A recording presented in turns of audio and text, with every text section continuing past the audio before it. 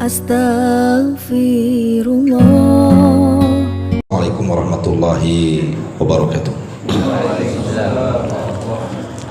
Alhamdulillah wassalatu wassalamu ala Rasulillah wa ala alihi wa sahbihi wa mawalah wa la hawla wa la quwata illa billahi wa ba'd. Alhamdulillah, di malam hari ini kembali kita bisa duduk untuk berthalabul ilmi.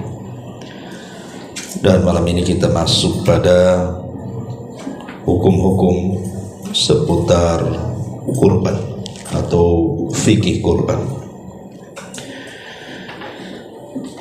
Ma'asyiral muslimin wal muslimat rahimani wa rahimakumullah. Bicara tentang hukum-hukum kurban, banyak sekali nanti masalah-masalah yang kita akan kaji, tapi kita akan ringkas-ringkasnya tanpa mengurangi hal-hal yang penting untuk kita ketahui dalam masalah seputar kurban ini. Kurban sendiri dalam bahasa Arab disebut al-udhiyah, dan udhiyah itu artinya setiap yang disembelih seorang muslim dari unta, sapi ataupun kambing pada hari nahar, maksudnya hari Idul Adha, dan ditambah dengan hari tasyrik, tentunya dalam rangka taqarruban ilallahi azza wa jal, mendekatkan diri kepada Allah azza wa jal. Itulah definisi kurban. Adapun perintah kurban jelas baik secara nas Al-Quran ataupun hadis-hadis Nabi SAW. Sebut saja dalam surah Al-Kautsar Allah mengatakan fasalli li rabbika wanhar, salatlah untuk Rabbmu dan berkurbanlah untuk Rabbmu. Dan juga Allah Subhanahu wa taala mengatakan ayat yang ma'ruf kita dengar, Qul inna salati wa nusuki wa mahyaya wa mamati lillahi rabbil alamin. Katakan sesungguhnya salatku, kurbanku, seluruh hidupku dan matiku kuserahkan kepada Allah Rabb semesta alam.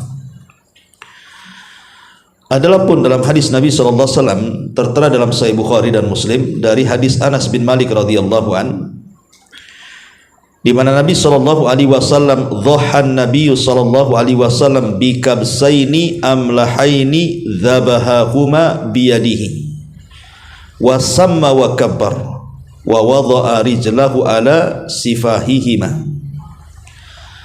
Nabi sallallahu alaihi wasallam biasa berkurban dengan dua kambing gibas. Kambing gibas itu kambing wol, ya, bukan kambing kacang, domba bahasa kitanya. Dan keduanya berwarna putih, jadi putih mendominasi, ada warna hitamnya tapi putih yang mendominasi. Dan Nabi SAW menyembelih kedua kambingnya langsung dengan tangannya. Beliau menyebut nama Allah dan bertakbir dan meletakkan kakinya di leher keduanya, menunjukkan bahwa Nabi SAW berkurban dengan dua ekor kambing. Bahkan Abdullah ibn Umar radhiyallahu an berkata, aqaman Nabi sallallahu alaihi wasallam bil Madinati 10 sinin yudhahi. Nabi sallallahu alaihi wasallam tinggal selama 10 tahun di kota Madinah itu, setiap tahun beliau berkurban. Jadi tidak pernah Rasul meninggalkan kurban. Setiap datang Idul Adha beliau berkurban, menunjukkan bahwa kurban ini menjadi perhatian Nabi karena setiap tahun beliau berkurban. Ini diantara dalil-dalil, dan banyak juga dalil-dalil yang lainnya yang menunjukkan bahwa kurban itu adalah syariat yang disyariatkan. Taib, adapun keutamaan kurban, yang pertama hadis Nabi SAW, Nabi mengatakan ma'amila adamiyun min amalin yauman nahri ahabba ilallah min ihraqid dami Tidak ada yang diamalkan anak Adam dari amalan saat Idul Adha yang lebih dicintai kepada Allah dibandingkan menumpahkan darah kurban. Dari sini menunjukkan bahwa Nabi SAW menjelaskan keutamaan amalan seorang mukmin pada hari Idul Adha, bahwa tidak ada amalan yang lebih dicintai saat itu kecuali berkurban. Ini yang pertama. Yang kedua, dawamun Nabi sallallahu alaihi wasallam alal udhiyati. Nabi tidak pernah meninggalkan sama sekali untuk berkurban. Tadi sudah saya jelaskan hadisnya dari Abdullah ibn Umar radhiyallahu anhuma. Kemudian yang ketiga, kurban adalah syiar min syairillah. Dia adalah syiar dari syiar-syiar Allah Subhanahu wa taala, di mana kurban itu menunjukkan seseorang telah mengagungkan Allah Azza wa Jalla, dan itu bukti ketakwaan. Dan itu dijelaskan dalam Al-Quran, wa man yu'adzim syairallah fa innaha min taqwal qulub. Siapa yang mengagungkan syiar-syiar Allah, itulah tanda dari ketakwaan hati. Kemudian yang keempat, Allah Subhanahu wa taala menyebut satu nafas antara perintah salat dengan perintah kurban. Dan kita tahu salat itu amalan tertinggi setelah syahadat. Ketika kurban itu disebut satu nafas dengan amalan tertinggi setelah syahadat, menunjukkan bahwa kurban itu amalan yang luar biasa karena disebut satu nafas di beberapa ayat dalam Al-Quran. Fasalli li rabbika wanhar. Ada yang mentafsirkan, kata para ulama, karena kalau cerita ibadah badan, maka salatlah seafdal-afdalnya ibadah. Tapi kalau ibadah harta, maka kurbanlah seafdal-afdalnya ibadah pada waktunya. Ini diantara alasan kenapa Allah mengiringkan antara kurban dengan salat. Kemudian apa hikmahnya? Kenapa kita mesti berkurban? Apa sih dibalik hikmah kurban itu? Yang pertama, ihya'us sunnati sayyidina Ibrahim, menghidupkan sunnah Nabi Ibrahim alaihi salatu wassalam. Karena perintah kurban ini berawal dari Ibrahim. Saat hendak menyembelih Ismail karena ujian dari Allah, Ibrahim pun lulus. Kemudian Allah menurunkan kambing gibas sebagai pengganti Ismail, dan Allah katakan wa fadainahu bidzibhin adzim. Kami ganti Ismail dengan sembelihan yang besar. Dan itu menjadi syiar sampai hari ini. Kemudian yang kedua, di antara hikmahnya adalah kita mengetahui tentang kesabaran Ibrahim saat diperintahkan Allah Subhanahu wa taala untuk menyembelih putranya Ismail. Bagaimana tidak, itu putra si mata wayang, baru punya satu, setelah sekian lama dia tidak punya anak, tahu-tahu punya anak, tiba-tiba diuji untuk menyembelih. Maka Ibrahim hanya bisa bersabar, karena itu wahyu dari Allah Subhanahu wa taala. Artinya kita bisa mempelajari kesabaran Ibrahim dan bersegeranya Ibrahim melaksanakan perintah Allah. Ini juga pelajaran yang kedua. Kemudian hikmah yang ketiga, kurban juga adalah tausiatu alal ahli wal aqarib wal jirani wal asdiqai wal fuqara. Jadi berkurban itu kita bisa membagi-bagi daging kurban, bersedekah, sehingga bisa memberikan kesenangan kepada keluarga, kepada kerabat, kepada tetangga, kepada kawan, bahkan kepada fuqara wal masakin, menyenangkan hati mereka. Dan itu amalan yang paling dicintai Allah. Apa itu? Memasukkan kesenangan ke hati seorang muslim.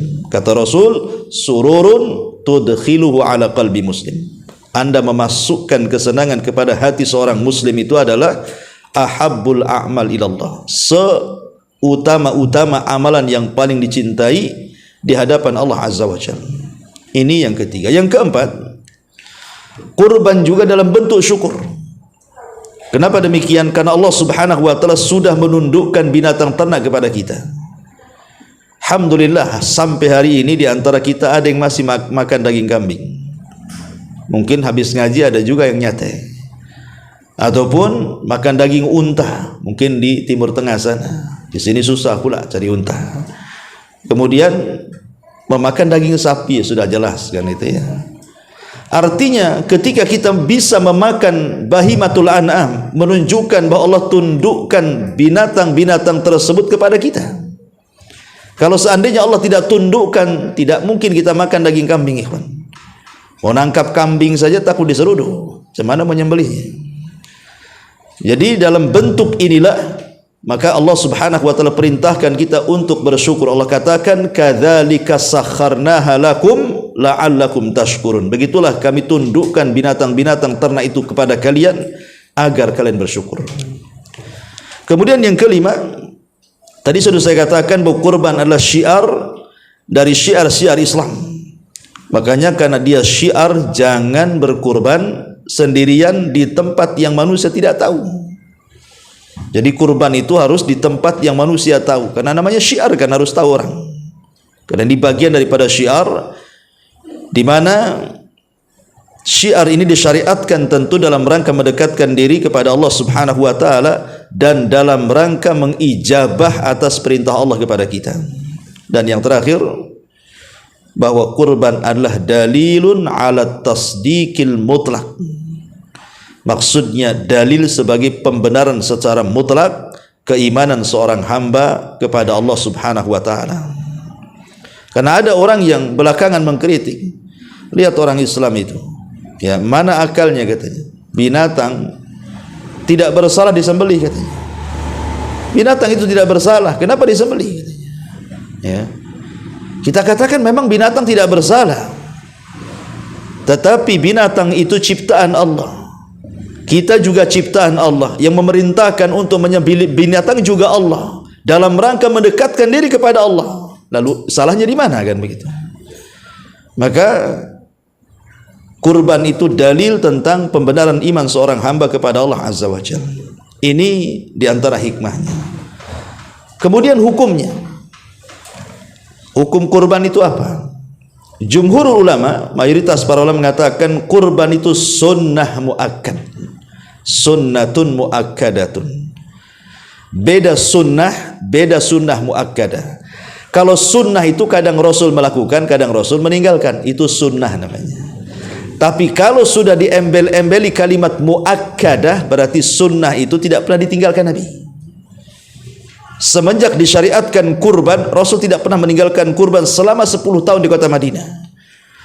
Makanya karena Rasul tidak pernah meninggalkan sunnah ini, setiap tahun Rasul berkurban, maka jumhur ulama mengatakan bahwa kurban itu sunnatun muakkadatun, sunnah muakkadah. Dan inilah madhab Syafi'i, madhab Maliki, dan madhab Hambali dalam pendapat yang masyhur. Walaupun Abu Hanifah mengatakan wajib. Jadi 3 madhab mengatakan sunnah muakkad, Syafi'i, Malik, dan juga Ahmad, kecuali Abu Hanifah mengatakan wajib. Dan yang mengatakan wajib ini juga diperkuat oleh pendapat Ibnu Taimiyah. Syekhul Islam Ibn Taimiyah rahimahullahu taala juga salah satu yang berpendapat wajibnya kurban, mengikut pendapat Abu Hanifah. Alasannya karena perintah, fasholli li rabbika wanhar, perintah, berkurbanlah. Walaupun Al-Imam Ibn Utsaimin rahimahullahu taala menguatkan bahwa kurban itu adalah sunnah muakkadah bagi yang mampu. Bagi yang mampu ya. Kalau enggak mampu ya tidak perlu berkurban. Nanti ada persoalannya. Bagaimana kalau dia enggak mampu kemudian hutang? Nanti ada soalannya. Taib. Kemudian di antara syarat-syaratnya, baik syarat yang berkurban atau syarat hewan yang dikurbankan. Yang pertama, syarat bagi yang berkurban dulu. Pertama, dia harus Islam. Orang kafir tidak ada kewajiban kurban. Kalau ada orang kafir umpamanya ngasih kambing kepada kita, saya mau kurbanlah gitu, maka percuma korbannya. Kenapa? Karena amalan mereka tidak dianggap di hadapan Allah sampai mereka bersyahadat dengan 2 syahadat. Ya kalau mereka mau ngasih ya nggak apa-apa, tapi tidak dianggap. A'maluhum karamadin istaddat bihirri. Amal mereka itu seperti debu yang dihempas angin, habis, percuma sampai mereka masuk Islam.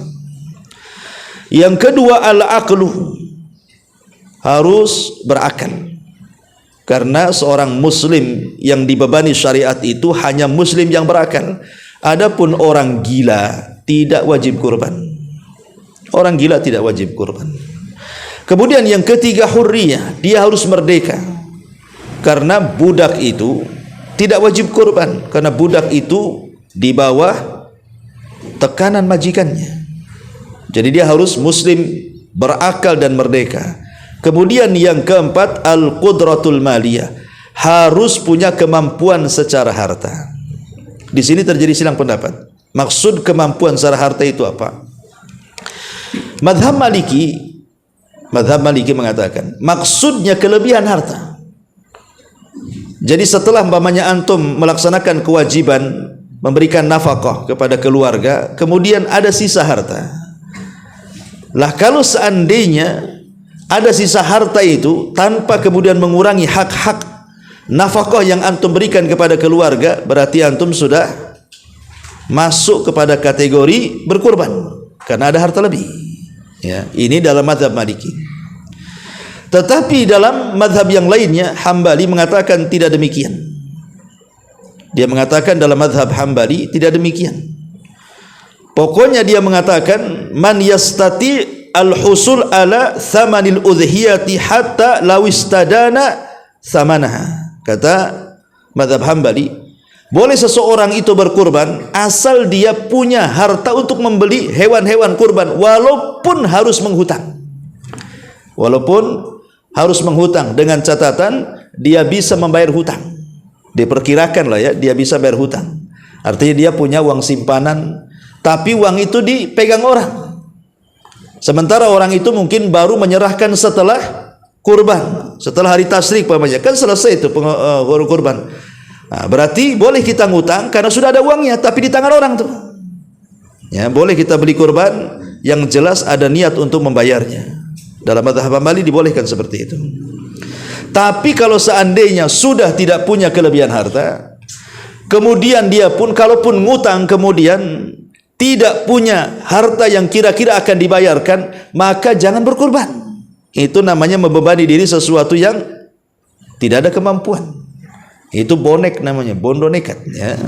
Tidak perlu ya, karena tidak disyariatkan hutang itu. Hutang itu tidak disyariatkan. Taib. Ini diantara syarat yang berkurban. Adapun syarat hewan yang dikurbankan, pertama, syarat hewan yang dikurbankan itu harus imtilakul mudhahi li udhiyati bi syaklin syar'iyyin.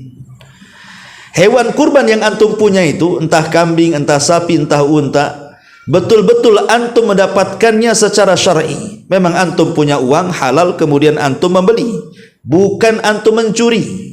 Mencuri sapi, mencuri kambing, mencuri unta, bukan. Jangan hewan curian atau hewan ghasab, hewan orang antum ambil ya.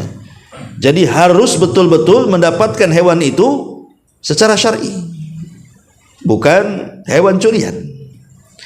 Kemudian yang kedua, niat. Jadi dalam kurban itu harus ada niat. Karena orang yang menyembelih binatang itu macam-macam kan niatnya. Umpamanya penjual sate Madura, kemudian dia menyembelih kambing untuk kurban, tidak untuk jualan ya. Jadi untuk membedakan mana kambing untuk jualan sate, mana kambing yang dikurbankan, harus ada niat. Niat inilah yang membedakan perkara ibadah dengan perkara kebiasaan. Jadi syarat yang kedua harus ada niat. Yang ketiga, salamatu minal uyub. Harus hewannya selamat dari cacat yang disepakati. Dan cacat yang disepakati itu ada 4. Berdasarkan hadis Nabi SAW. Apa itu?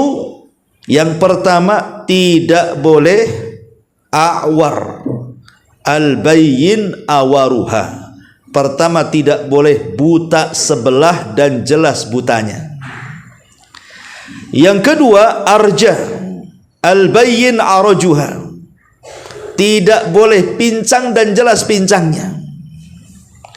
Kemudian yang ketiga, diantaranya tidak boleh juga hewannya dia terlalu tua, ya, tua banget gitu ya, tua banget sehingga tidak bersumsum, sehingga kering itu, hanya tulang dibalut istilahnya kalau orang kurus itu tulang dibalut kulit, nggak ada dagingnya, ya, nggak boleh yang tua banget gitu ya, apalagi tua bangka lagi kan gitu ya, pokoknya nggak boleh tua, ya. Kemudian yang keempat, al-marid bayyin maraduha, tidak boleh yang sakit dan jelas sakitnya. Ini 4 cacat disepakati. Kalau seandainya buta sebelah, kemudian dia pincang, kemudian dia sakit, kemudian dia tua, ada pada hewan yang dikurbankan, tidak sah kurbannya. Maka dari sini kata para ulama, cacat itu terbagi menjadi 3. Cacat yang dimaafkan, cacat yang tidak dimaafkan gitu ya, cacat yang dimakruhkan. Maknanya adalah kalau seandainya dari 4 cacat yang disepakati ini, ya, kemudian ada cacat yang lain yang lebih parah daripada cacat ini, berarti lebih tidak boleh dikorbankan, ya. Tapi kalau seandainya cacatnya di bawah ini, cacatnya di atas ini lebih ringan cacatnya, ya, lebih ringan cacatnya, maka ulama mengatakan makruh hukumnya. Contoh umpamanya telinganya sobek gitu kan, ya, ekornya putus gitu ya, itu kan cacatnya lebih ringan. Jadi kalau lebih ringan dari 4 ini makruh gitu ya. Tapi kalau lebih berat seperti buta dua-duanya, kan buta sebelah saya nggak boleh, apalagi buta dua-duanya kan itu, maka lebih tidak boleh lagi, lebih haram lagi, tidak boleh dikorbankan, ya. Taib, ini syarat yang ketiga, ya. Kemudian syarat yang keempat, umur daripada hewan yang akan dikorbankan.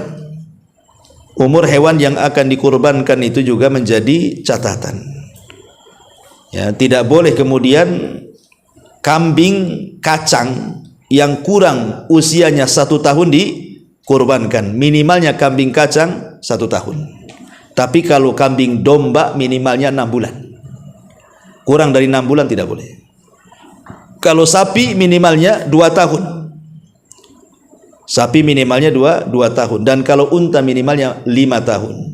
Ini umur-umur yang disepakati, tidak boleh kurang dari ini, ya. Makanya kadang-kadang nih kalau orang jual kambing, saking lakunya gitu ya, kadang-kadang kambing kecil pun dijual dia. Jadi harus tanya kepada pakar kambing, ini usianya berapa, ya. Tapi biasanya kalau orang pakar kambing itu dari gigi aja udah tahu dia. Oh, gigi, nengok giginya udah tahu. Gimana caranya? Ya dia pakarnya. Antum enggak pakarnya mana tahu. Paling antum nengok giginya kuning enggak atau putih gitu aja. Kan gitu ya. Udah tahu usianya berapa. Taib. Ini diantara syarat-syarat daripada kurban. Kemudian nau'ul udhiyah. Nau'ul udhiyah. Mana yang lebih afdal dari jenis-jenis hewan kurban itu yang kita kurbankan? Apakah kambing lebih afdal? Apakah sapi lebih afdal? Apakah unta lebih afdal? Ataukah 7 orang untuk 1 sapi dan unta lebih afdal? Ataukah 1 ekor kambing lebih afdal? Ini soalannya. Masalah ini menjadi ranah khilaf para fuqaha. Pertama, pendapat Malikiyah,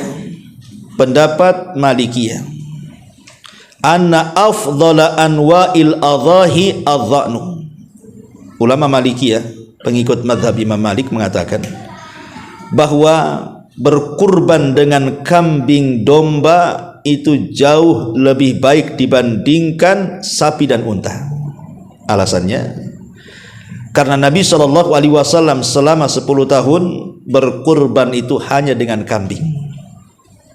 Setiap tahun dia berkambing. Padahal ada sapi dan unta, tapi Rasul memilih kambing. Dari sini maka kata Imam Ibn Rushdi rahimahullahu taala, dia mengatakan dhahaba Malik ila anna al-afdala fi dhahaya al-qibas thumma al-baqar thumma al-ibil. Katanya Imam Ibn Rushd mengatakan, pendapat Imam Malik bahwa seafdal-afdalnya hewan kurban itu dimulai dari kambing gibas, kemudian sapi, kemudian unta. Ini menurut mazhab Malik. Tetapi berbeda pula dengan mazhab Hambali dan juga Syafi'i. Pengikut Imam Ahmad dan juga pengikut Imam Syafi'i justru kebalikannya daripada Malikiyah. Artinya yang paling afdal, yang lebih besar dulu, unta dulu. Baru tidak ada unta, sapi. Baru tidak ada sapi, kambing. Justru kambing dibelakangkan. Tapi dalam mazhab Maliki, kambing pula didepankan, unta pula dibelakangkan. Ya. Apa alasan keduanya?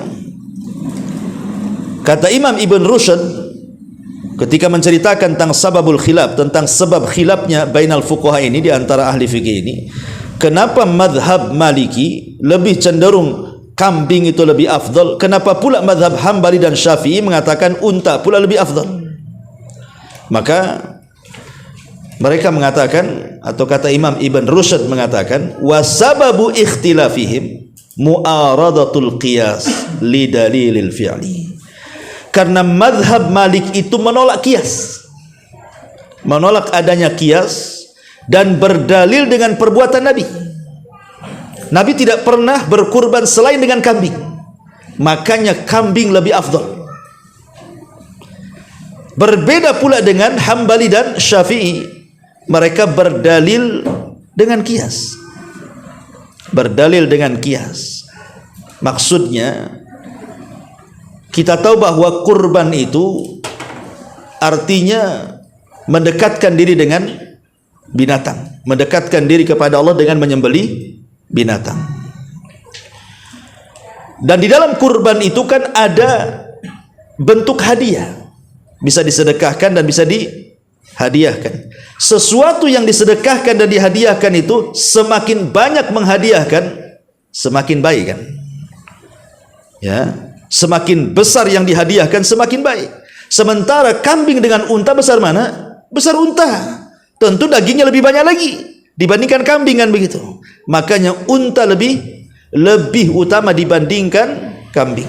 Nah, itu alasan kenapa memilih unta lebih afdal dibandingkan kambing. Karena dia lebih gemuk, lebih banyak dagingnya, lebih sempurna, dan lebih banyak fuqara dan masakin akan mendapatkannya. Ya. Wallahu alam, saya cenderung kepada pendapat yang kedua, bahwa berkurban itu secara umum yang lebih gemuk, yang lebih banyak dagingnya itu jauh lebih utama dibandingkan yang kecil. Ya. Maka kalau memang bisa beli unta-unta, tidak bisa sapi, tidak bisa kambing, tidak bisa juga 7 orang untuk satu unta, atau 7 orang untuk satu sapi. Dan kambing tidak boleh berserikat. Kambing itu tidak boleh berserikat. Taib. Ma'asyiral muslimin yang dimuliakan Allah Subhanahu wa taala. Di masyarakat sering bertanya-tanya kepada saya ini tentang hukum berkorban untuk orang mati. Hukum berkorban untuk orang mati. Maka ulama menjelaskan berkorban kepada orang mati itu ada 3 poin yang harus dipahami. Berkorban kepada orang mati itu harus ada 3 poin yang antum harus pahami. Pertama, berkorban untuk orang mati itu karena sifatnya taba'an lil ahya, mengikut ke yang hidup. Maksudnya, kalau saya punya kambing, kemudian saya berkorban tahun ini, kemudian saya sembelih, maka saya niatkan kambing ini untuk kurban saya dan keluarga saya plus orang tua saya yang sudah meninggal. Itu namanya mengikut sertakan orang mati dengan orang hidup. Maka tidak mengapa. Dan inilah yang dilakukan para sahabat Nabi SAW. Mereka berkorban untuk diri mereka dan keluarga mereka secara mutlak seperti itu. Bisa masuknya keluarga yang masih hidup atau keluarga yang sudah meninggal, kalau sifatnya diikut sertakan. Ini yang pertama. Yang kedua, Seseorang berkurban kepada orang yang sudah meninggal atau kepada yang mayit itu, ketika orang yang meninggal di masa hidupnya dia berwasiat. Dia berwasiat, nah kalau saya mati, kita kan banyak kambingnya itu, kurbankanlah kambingku itu setelah kematianku. Maka kalau seandainya dia berwasiat sebelum meninggal, maka berkorban untuk orang mati hukumnya wajib. Kenapa? Melaksanakan wasiat. Ya. Ini yang kedua. Dan yang ketiga, hanya sekedar tabarruan saja, ingin berbuat baik kepada orang mati. Tidak disertakan dengan orang hidup, ya tidak pula orang mati dulunya bernadar atau berwasiat gitu ya. Ya pokoknya ingin berbuat baik saja kepada orang tua. Saya punya orang tua sudah meninggal, saya ingin korban untuk orang tua saya, macam mana hukumnya? Ya. Ma'asyiral muslimin yang dimuliakan Allah Azza wa Jalla, sebagian para ulama mengatakan jaizatun, boleh. Jaizatun, boleh. Wa qad nassa fuqaha'il Hanabilati ala anna thawabaha yasilu ilal mayyit wa yantafi'u bihi qiyasan ala sadaqati anhu. Sebagian ulama fuqaha dari kalangan Hanabilah, mazhab Hambali, mengatakan bahwa kalau kita hendak berbuat baik dengan cara berkurban, dihadiahkan pahalanya kepada orang mati, maka pahalanya sampai kepada orang mati dan orang mati bermanfaat dengan transferan pahala itu. Kenapa demikian? Kata mazhab Hambali, dikiaskan dengan sedekah. Dikiaskan dengan sedekah. Sebagaimana kita bersedekah juga sampai pahalanya, maka kurban juga sama. Kurban juga sama. Akan tetapi kata ulama, la nara anna takhsisal mayyiti bil udhiyati minas sunnah. Walaupun demikian, kita tidak boleh menganggap berkurban kepada orang mati itu dikatakan sunnah, nggak boleh. Ya, boleh kita berkurban hanya sekedar ingin berbuat baik saja kepada orang tua yang sudah meninggal. Saya ingin berkurban untuk orang tua saya yang sudah meninggal, pahalanya sampai kata Hambali, kiasan dengan sedekah. Tapi walaupun demikian jangan dikatakan sunnah. Jangan dikatakan sunnah.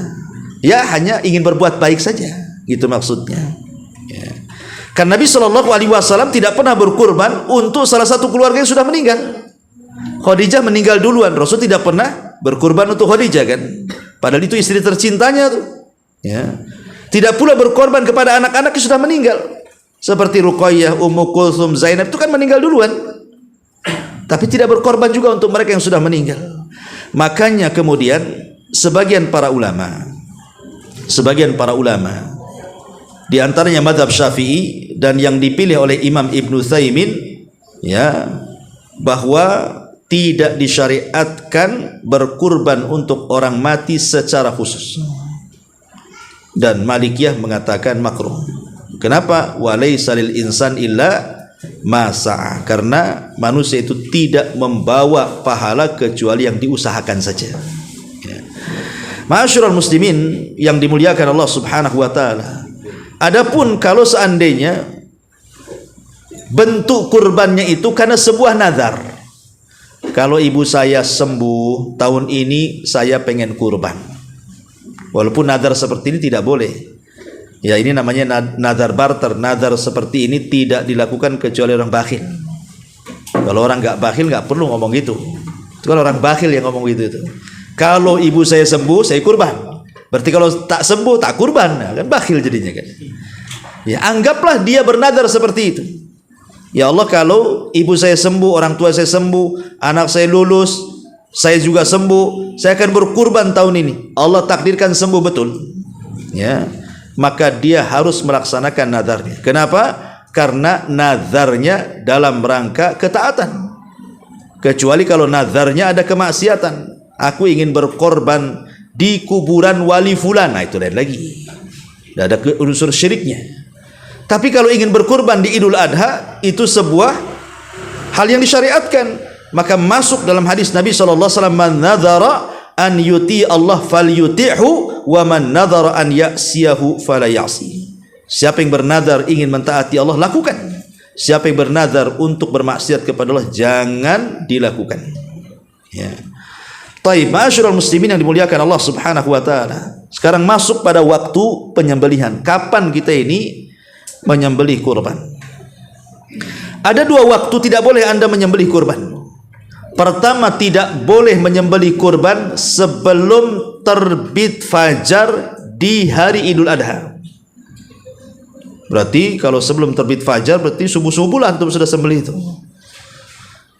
Pagi-pagi buta itu ya, antum lapar mungkin mau makan sate.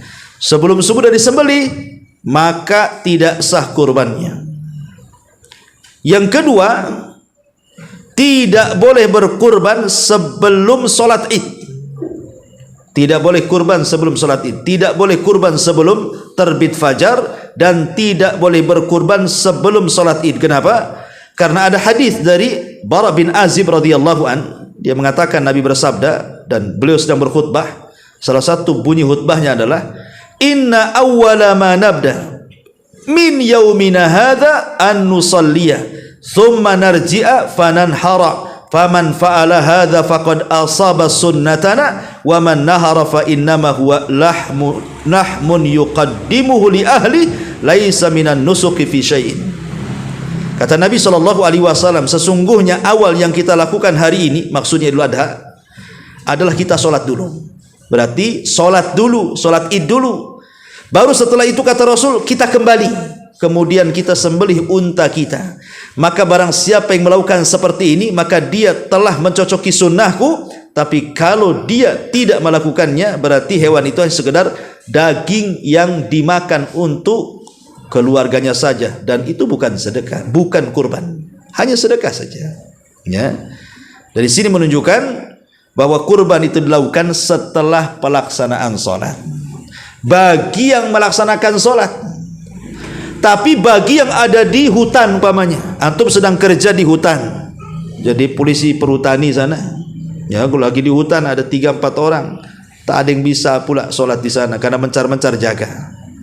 Kebetulan ada kambing lah di hutan itu.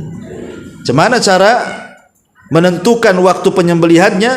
Maka bagi yang tidak melaksanakan sholat, kata para ulama, penentuan waktunya setelah terbit matahari meninggi 1 tombak, masuk waktu syuruk, atau dengan kata lain masuk awal duha. Bagi yang tidak sholat, baru disembelih. Ya, jadi tapi bagi yang sholat, selepas sholat, ya, syukur-syukur setelah khutbah, mendengarkan khutbah, baru disembelih. Ya, supaya jangan ragu-ragu kapan dimulainya. Adapun akhir penyembelihan adalah di akhir hari tasyrik. Berarti penyembelihan kurban itu kan 4 hari. Idul Adha tanggal 10, kemudian tanggal 11 hari tasyrik, tanggal 12 hari tasyrik, tanggal 13 hari tasyrik.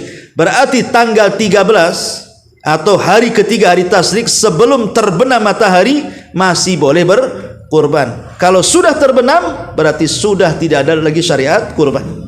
Itu akhir penyembelihan hewan kurban. Taib, ma'asyiral muslimin yang dimuliakan Allah Subhanahu wa taala.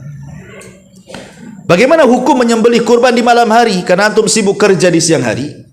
Sibuklah kerja di siang hari itu, tak sempat menyembelih kurbannya. Akhirnya malam-malam buta lah antum itu jam 1 nyembelih kurban. Ya. Jadi bagaimana hukumnya menyembelih kurban di malam hari? Tentu masih dalam hari-hari kurban. Ya. Maka disebutkan para ulama at-tadhiyatu fil laili tujzi. Menyembelih hewan kurban di malam hari itu sah-sah saja.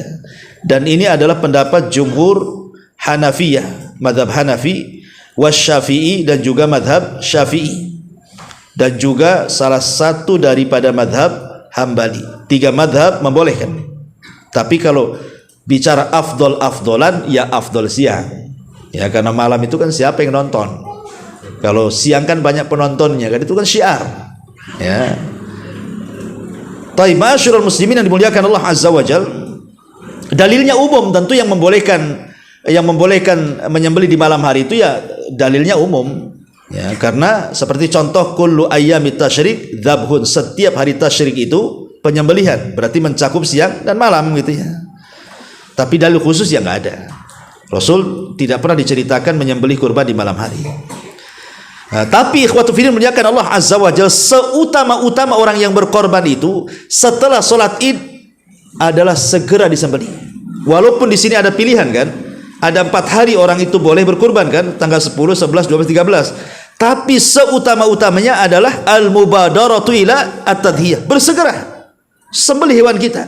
Habis sholat mendengarkan khutbah, ambil parang, goroh. Ya, itu lebih baik gitu kan. Dan itu disunahkan hukumnya.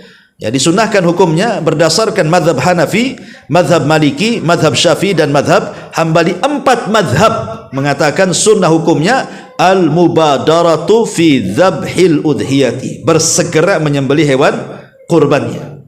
Walaupun ada waktu 3 hari tasyrik dan 1 hari Idul Adha. Ya. Kemudian juga masalah selanjutnya adalah disunahkan juga kalau bisa menyembelih sendiri. Jangan diwakilkan. Ya, itu disunahkan hukumnya. Karena Nabi menyembelih sendiri. Tetapi Nabi pun pernah juga mewakilkan kepada Ali kan. Rasul itu membawa 100 ekor unta yang 7 ketika haji gitu ya. Nabi SAW menyembelih 70 ekor dan 30 disembelih Ali, diwakilkan kan. Dari sini juga boleh seseorang itu mentaukilkan menyembelih binatang kurban. Kan ada orang yang tidak pengalaman, tidak mampu melihat darah. Asik melihat darah saja dia lemas kan itu ya. Asik melihat pisaunya aja gemetar gitu kan. Ada orang yang tidak pernah menyembelih, bawaannya gemetar saja. Jangan lagi sapi yang ngamuk kan, kambing kacang aja dia nggak berani. Lah kalau ada orang-orang yang seperti ini, padahal harus latihan sebenarnya kan. Anggaplah dia memang tidak berani, maka boleh ditaukilkan, diwakilkan kepada orang yang amanah tentunya untuk menyembelihkan kurbannya. Kemudian masalah selanjutnya adalah bolehnya memakan dan menyimpan daging kurban. Boleh memakan dan menyimpan daging kurban. Dulu saya masih kecil, di kampung saya itu ada ya semacam doktrin bahwa berkorban itu tidak boleh, orang yang berkorban tidak boleh makan daging korbannya katanya. Ya. Maka kita katakan yang nyuruh makan itu Allah. Dalam Quran surah Al-Hajj ayat 27 Allah mengatakan fakulu minha, makan kata Allah. Kata orang kampung jangan makan. Lah, gimana? Allah katakan makan, mereka pula jangan makan. Allah yang katakan makan. Ya. Fakulu minha wa at'imu al-ba'is al-fakir. Lebihnya beri makan kepada orang-orang yang membutuhkan dan fakir. Jadi Allah yang merintahkan makan. Sampai Imam Ibnu Hazm rahimahullahu taala, ya, ulama Zahiriyah mengatakan fakulu itu kan fi'lul amr, kata kerja perintah, dan dalam ilmu usul al-amru yufidul wujub, perintah itu memiliki faedah wajib. Jadi Imam Ibnu Hazm berdalil dengan surah Al-Hajj 27, makan daging kurban itu wajib, berarti kau tak makan dosa dia. Walaupun pendapat yang kuat tidak sampai ke wajib, tapi sunnah saja. Ya, sunnah saja. Minimal kalau antum berkorban, makan tuh daging korban. Ya Ustaz, tidak bisa. Saya kalau kolesterol saya naik nih, darah tinggi naik, bismillah. Nggak mungkin Allah memerintahkan sesuatu tidak ada kebaikan di dalamnya. Bismillah saja. Kalau habis makan korban kemudian mati, ya qadarullah. Tapi Anda sudah melaksanakan perintah kan gitu ya, sudah menjalankan sunnah. Ya jangan berlebihan, karena sesuatu yang berlebihan itu pasti akan jadi masalah. Ya, sesuatu yang berlebihan. Tapi kalau memang ada larangan dari dokter, ya itu kan sudah jelas tidak boleh. Ya, tetap antum lebih memilih kesehatan. Jangan mentang-mentang sunnah main hantam saja. Oh kata Ustaz kan sunnah, main hantam saja. Habis itu darah tinggi naik kan itu. Bawaannya lebih keras, suaranya daripada suara kambingnya, karena lagi darah tinggi kan itu ya. Jadi tidak boleh. Seperti contohnya umpamanya Nabi Yakub. Nabi Yakub itu dikisahkan dia punya penyakit dalam badannya, capek-capek. Akhirnya didatangi tabib, kata tabib mengatakan engkau tidak boleh makan daging unta dan tidak boleh meminum susunya. Maka selama itu Yakub tidak pernah makan daging unta dan minum susu unta karena demi kesehatan. Ya, demi kesehatan. Tapi masalahnya anak-anaknya ikut-ikutan tak makan daging unta, tak minum susu unta. Kemudian mereka mengharamkan kepada diri mereka tidak boleh makan daging itu. Maka Allah Subhanahu wa taala kemudian katakan kepada mereka bahwa Yakub mengharamkan kepada dirinya itu faktor kesehatan. Loh, kalian ini apa yang mengharamkan? Hanya ikut-ikut bapaknya saja. Ya. Jadi kalau faktor kesehatan ya tentu lebih dahulukan kesehatan. Ya kan, ini kan sunnah saja. Ya, taib. Wallahu a'lam. Intinya bahwa boleh makan daging. Kemudian yang selanjutnya adalah dzabhul udhiyah awit tasadduq bi thamaniha. Ma'asyiral muslimin yang dimuliakan Allah Subhanahu wa taala. Kita tahu bahwa menyembelih kurban lebih afdal dibandingkan sedekah. Seharga kurban itu. Jadi umpamanya sekarang tanggal 10 nih, Dzulhijjah, besok 11, besoknya 12, besoknya 13. Berarti 4 hari ini umpamanya antum punya uang seharga 3 juta, bisalah membeli 1 ekor kambing.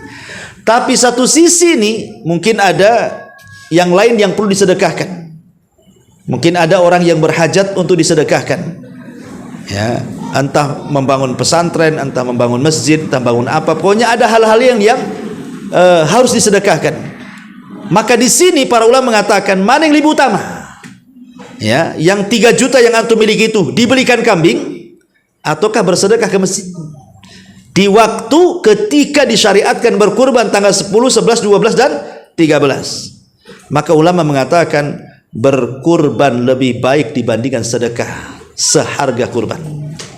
Alasannya apa? 1. Kalau antum sedekahkan ke masjid, ke pesantren, ke fakir miskin, ke anak yatim, ke panti asuhan dan begitu seterusnya, ketika antum mendahulukan sedekah daripada kurban, maka akan mengantarkan kepada meninggalkan sunnah yang disunnahkan Nabi, berkurban.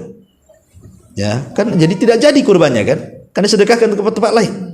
1. Yang kedua, Nabi SAW dan para khulafaur rasyidin, ya, mereka tahu bahwa sedekah itu afdal. Mereka tahu sedekah itu afdal. Tapi kenapa kemudian mereka lebih mengutamakan kurban dibandingkan sedekah? Menunjukkan bahwa pada hari waktu kurban yang paling afdal amalan kurban dibandingkan sedekah. Kemudian yang ketiga alasannya, bahwa berkurban itu ada sebagian ulama mengatakan wajib. Walaupun ada yang mengatakan sunnah muakkadah. Tapi kalau sedekah kan tidak wajib kecuali zakat. Ya, sedekah kan kerelaan kita. Ya, ini juga alasannya. Ya. Kemudian juga yang keempat, bahwa berkurban itu kalau seandainya seseorang kemudian meninggalkan kurban dan memilih sedekah, maka akan banyak keutamaan-keutamaan dan hikmah-hikmah yang antum tidak akan dapat. Seperti yang saya sudah jelaskan tadi, keutamaan kurban dan hikmahnya. Kalau antum enggak kurban, enggak dapat tuh. Makanya kenapa berkurban pada waktunya lebih afdal dibandingkan sedekah seharga hewan kurban. Nah, ini juga harus dipahami. Ya. Taib. Kemudian masalah yang lain adalah amman tujzi'ul udhiyah. Amman tujzi'u al-udhiyah. Kepada siapa kurban itu sah untuk dikurbankan. Ma'asyiral muslimin yang dimuliakan Allah Azza wa Jalla, ada sebuah hadis dari Abi Ayyub Al-Ansari radhiyallahu an. Ketika menceritakan bagaimana para sahabat berkurban, apa kata Abi Ayyub? Kana ar-rajulu yudhahi bisyati anhu wa an ahli baitihi. Di zaman Nabi, kami para sahabat, katanya Abi Ayyub Al-Ansari, berkurban dengan seekor kambing, diniatkan untuk dirinya dan untuk satu keluarganya. Jadi ada persepsi di masyarakat itu, kalau umpamanya ada satu keluarga, satu ayah, satu ibu, kemudian ada 3 anak. Tahun ini ayahnya dulu, tahun depan ibunya dulu, tahun depannya anaknya nomor 1, tahun depannya lagi anaknya nomor 2, kan begitu. Ya. Padahal kalau dalam sunnah Nabi SAW, kebiasaan para sahabat tidak harus kemudian dikhususkan tahun ini si fulan, tidak perlu. Setiap tahun korbankan satu kambing, niatkan untuk semuanya. Itu sudah mencukupi, tanpa harus kemudian mentakyin ini kurbannya si fulan gitu maksudnya. Berdasarkan hadis Abi Ayyub Al-Ansari radhiyallahu an. Ma'asyiral muslimin yang dimuliakan Allah Azza wa Jalla, tetapi dalam hal ini ada 3 perkara. Yang pertama, ya, al-qarabatu mislu az-zaujati wal aulad. Jadi kalau dalam satu rumah itu ada istri dan ada anak-anak, maka boleh kita niatkan satu kambing untuk saya pribadi, plus untuk istri saya, plus untuk anak-anak saya, karena mereka adalah yang paling dekat dengan kita. Ini yang pertama. Kemudian yang kedua, tujzi'u amman dakhala fi nafaqatil wajibati farajulun lahu akhun saghirun qasiru nafaqatihi alaihi fa innal udhiyata tujzi'u anhu aidha. Ataupun pamannya antum punya saudara kandung, antum sudah berumah tangga, punya adik kandung, ya. Kemudian dia hidup satu rumah dengan kita karena masih kecil, ya, masih kecil, orang tua sudah meninggal. Ini adik satu-satunya, belum bisa cari nafkah, belum kawin, akhirnya kakaknya yang merawatnya. Hidup satu rumah. Maka adik yang hidup satu rumah dengan kakaknya ini juga boleh diniatkan satu kambing untuk satu keluarga, termasuk dia juga, walaupun hubungannya saudara. Ya, ini yang kedua. Kemudian yang ketiga, amman yashaka fi maskanika kaman kafala yatiman, ataupun siapapun yang serumah dengan kamu seperti anak yatim. Anak yatim kan gak ada hubungan, dia orang luar kan, ya, dia orang luar, kita pungut karena dia yatim, tapi kita asuh di rumah kita, maka itu pun masuk, boleh diniatkan satu keluarga termasuk anak yatim itu. Syaratnya satu rumah, ya, ya, dalam satu rumah. Yang jadi masalah itu, ikhwatu fillah muliakan Allah subhanahu wa ta'ala, adalah kalau seandainya kita ini sudah tua nih, punya anak kita 3, tapi tidak satu rumah, masing-masing sudah berkeluarga, ya, dan masing-masing beda rumah, maka tidak boleh diniatkan niat kita ini satu kambing untuk satu keluarga, tapi masing-masing keluarga mengeluarkan kurbannya, karena anak-anak kita sudah menikah dan sudah punya rumah sendiri-sendiri. Berarti kewajibannya sendiri.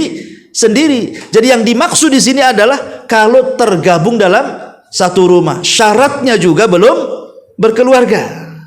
Kalau sudah berkeluarga, walaupun satu rumah, mamanya ini Pak Jul rumahnya besar nih, anak-anaknya sudah pada nikah, tapi mamanya ini anak pertama kamarnya di sini, anak kedua kamarnya sama suaminya di sini, anak ketiga kamarnya sama suaminya di sini, sudah berkeluarga semua kan? Maka masing-masing berkeluarga itu punya tanggung jawab masing-masing, tidak dibebankan kepada Pak Jul satu kambing untuk satu rumah gitu, enggak, karena sudah berkeluarga masalahnya kan. Berarti dia punya kewajiban masing-masing untuk berkurban, ya. Ma'asyiral muslimin yang dimuliakan Allah subhanahu wa ta'ala, termasuk juga orang yang punya 2 istri. Siapa di sini, ya.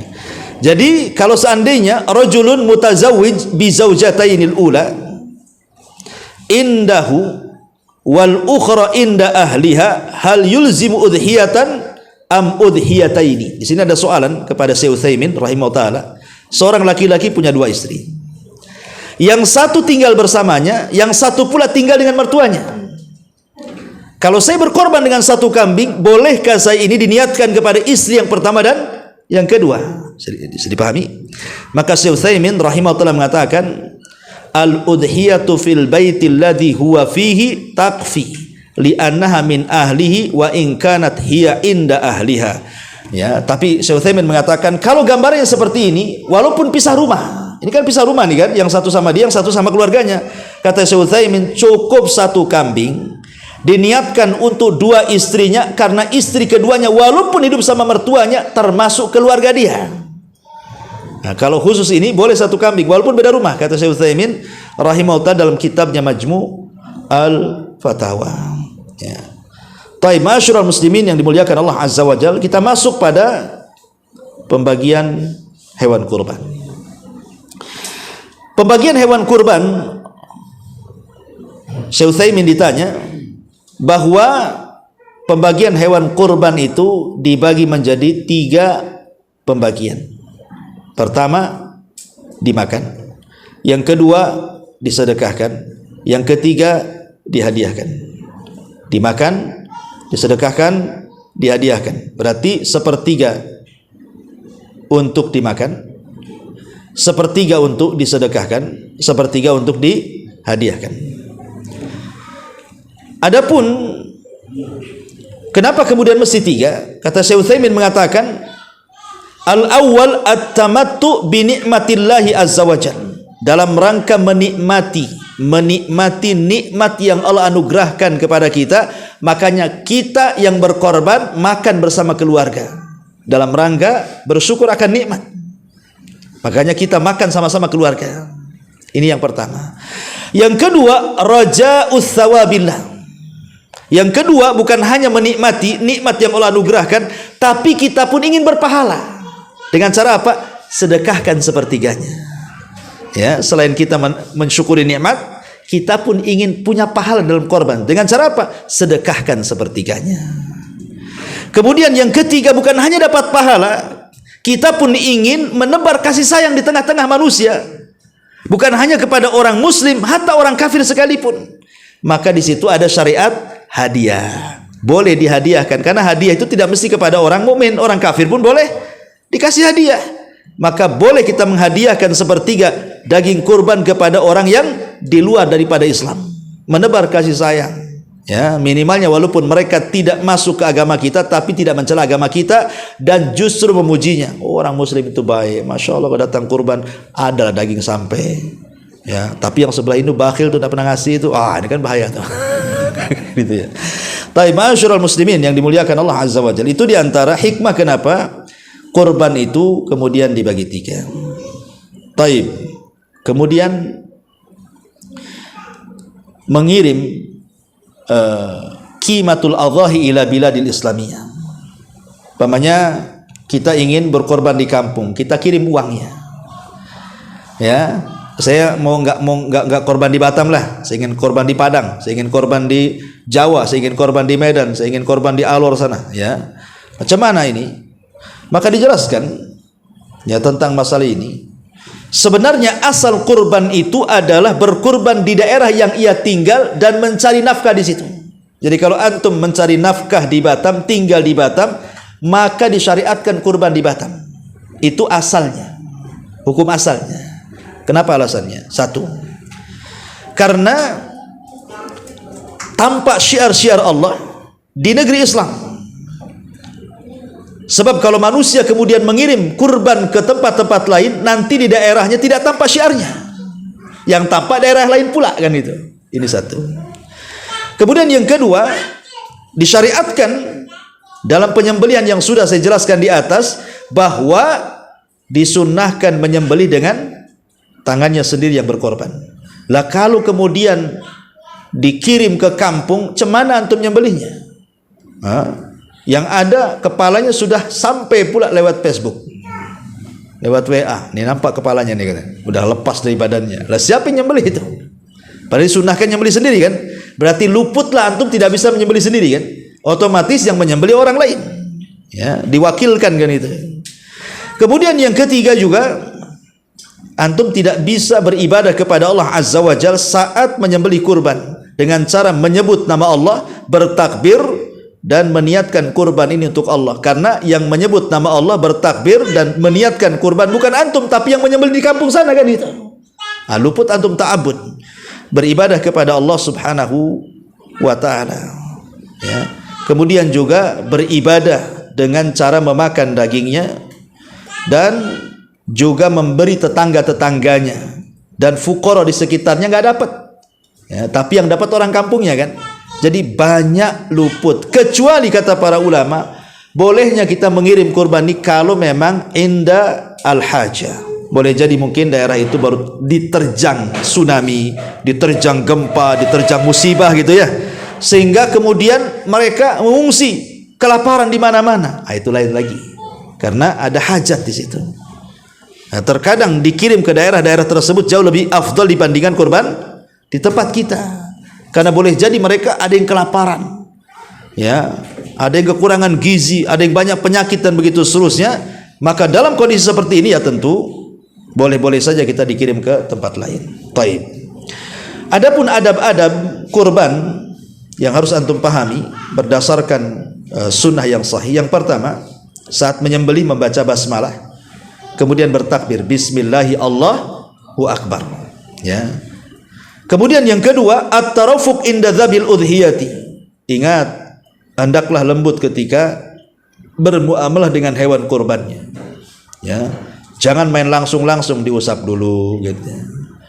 Dan jangan kemudian memaksa menarik-narik, memukul-mukul sehingga sakit sebelum disembelih. Tidak boleh. Itu menyiksa binatang. Ya. Ya. Kemudian juga yang ketiga, ikhfa'u alati dzabhi an-nadharil udhiyati inda dzabhiha. Sembunyikan golok, pisau, pedang atau apa namanya, jangan dihadapkan di depan kambing yang mau disembelihnya, atau di depan unta atau depan sapi yang disembelihnya. Apalagi sengaja diacung-acungkan depan mukanya. Entar lagi kau sembelih, entar lagi.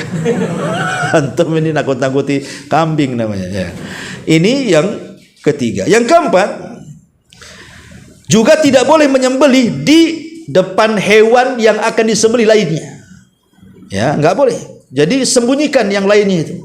Cari tempat yang aman, yang tersembunyi. Nanti kalau sudah selesai baru tarik kawannya gitu. Jangan mereka suruh menyaksikan pembantaian itu kan itu ya. Ini juga termasuk adab kurban. Kemudian yang nomor 4, yang nomor 5 adalah at-ta'aqqud min zuhuqi nafsiha. Harus yakin bahwa kurban itu mati betul. Jangan mati saat dikuliti. Ya, atau mati saat dibedal perutnya, jangan. Mati betul-betul mati baru digantung dan dikuliti. Ya, karena bisa menyakiti si binatang. Kemudian juga yang keenam, iltizam bidzabhi fil amakin al-mukhassasati lidzalik li riayati lil maslahatil ami wal khassa. Kalau bisa cari tempat-tempat yang nanti setelah pelaksanaan kurban itu tidak menyakiti orang. Pamannya jadi bau kemana-mana kan itu ya. Naro kotoran sembarangan, akhirnya dibawa angin kemana-mana baunya seruput-seruput yang akhirnya tercium orang kan. Jadi kalau bisa punya tempat khusus sehingga tidak memadaratkan orang dalam pelaksanaannya gitu ya. Itu juga termasuk adab juga. Nah, termasuk juga tidak boleh seorang muslim an yu'tiyal jazar syai'an minal udhiyati ala sabil ajri.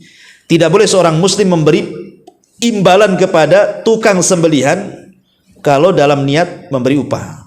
Tapi kalau bukan memberi upah, memang dia orang miskin dapat bagian kurban, enggak apa-apa. Yang enggak boleh itu memberikan upah. Karena Rasul melarang, tidak boleh memberikan upah kepada tukang sembelih. Karena banyak tukang-tukang sembelih itu sebelum disembelih sudah ngomong tuh, nanti kepalanya untuk saya. Ya, enak saja kan itu ya. Kemudian juga adamu tarki mukhallafati dzabhi fi syawari'.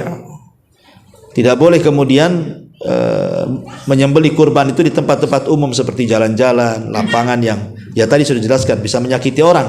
Karena Allah mengatakan walladzina yu'dzunal mu'minina wal mu'minat bighairi maktasabu faqad ihtamalu buhtanan wa itsman mubina. Orang-orang yang menyakiti orang-orang mukmin laki-laki dan perempuan ya bighairi maktasabu faqad ihtamalu buhtanan wa itsman mubina. Lihat bagaimana Allah ancam ya, tanpa memperhatikan, mengindahkan tentang perasaan orang, maka dia telah membawa dosa yang sangat jelas gitu ya.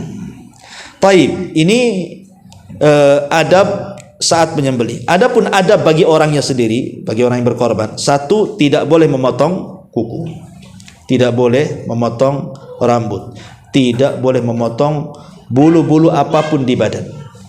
Kalau antum berkorban nih, nanti 10 hari lagi mau Idul Adha, berarti mulai tanggal 1 Dzulhijjah sudah tidak boleh memotong kuku, memotong kumis, memotong bulu ketiak, memotong bulu rambut, tidak boleh memotong segala yang tidak boleh dipotong. Ya, karena dikiaskan kepada orang yang ihram haji. Kepada orang yang ihram haji kan banyak tuh larangan-larangan kan. Termasuk orang berkurban pun ada larangan-larangan yang harus dipatuhi. Salah satunya tidak boleh memotong dan baik rambut, bulu ataupun kuku. Dan kalau sampai memotong, kata ulama haram hukumnya, berdosa. Dan ini berdasarkan hadis Ummi Salamah radhiyallahu an. Nabi mengatakan man kana indahu dzabhun yuridu an yadbahahu fara'a hilala dzilhijjati fala yamussa min sya'rihi wala min adfari hatta yudhhiya. Barang siapa yang hendak berkurban kemudian dia melihat bulan awal Dzulhijjah tanggal 1, maksudnya tanggal 1 sampai tanggal 10, maka tidak boleh disentuh rambutnya, tidak boleh disentuh kukunya sampai hewan kurbannya dikurbankan, baru boleh dipotong. Dari sini kata para ulama, larangan ini memiliki faedah tahrim, haram hukumnya. Walaupun ada ulama yang mengatakan makruh. Ya, tetapi kalau memang ada orang yang melakukannya, dia berkorban, tetap juga memotong kuku dan memotong ini, apakah ada bayar fidyah? Tidak ada. Cuman dia berdosa karena melakukan hal yang diharamkan. Inilah sekilas ikhwan tentang hukum-hukum korban. Saya harus segera pulang nih karena besok ada perpisahan anak-anak SMA kelas 3. Mohon maaf tidak ada soal jawab. Subhanallah bihamdika asyhadu an la ilaha illa anta astaghfiruka wa atubu ilaik. Allahu ta'ala. Assalamualaikum warahmatullahi wabarakatuh.